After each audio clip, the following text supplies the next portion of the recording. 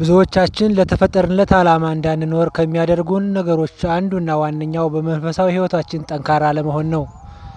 በመንፈሳዊ ሕይወታችን ጠንካራ አለመሆን ተስፋ እንዳይኖረን፣ ፍቅር እንዳይኖረን፣ አመስጋኝ እንዳንሆን፣ ደስተኛ እንዳንሆን ያደርጋል።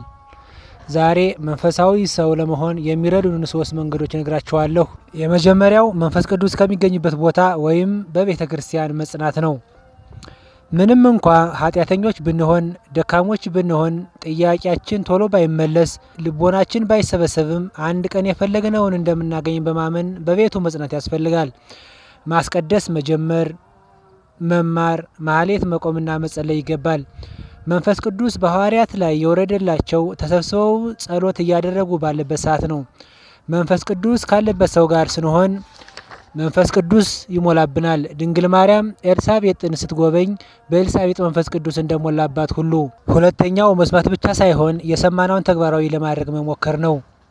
አንድ ገበሬ መሬት ስላለው ብቻ ሀብታም አይሆንም። ፀሐዩንና ብርዱን ተቋቁሞ ማረስና መቆፈር አለበት።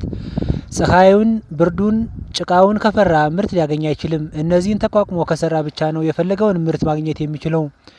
ቃሉን ስንሰማ ራሳችንን እንወቅሳለን፣ ጊዜያዊ ስሜት ይሰማናል። ከግቢ ስንወጣ ግን እንረሳዋለን። መስማትማ ይሁዳ፣ አርዮስ፣ ንስጥሮስ አይሁዶችም ሰምተዋል፣ የሰሙትን ወደ ሕይወት አልቀየሩትም እንጂ።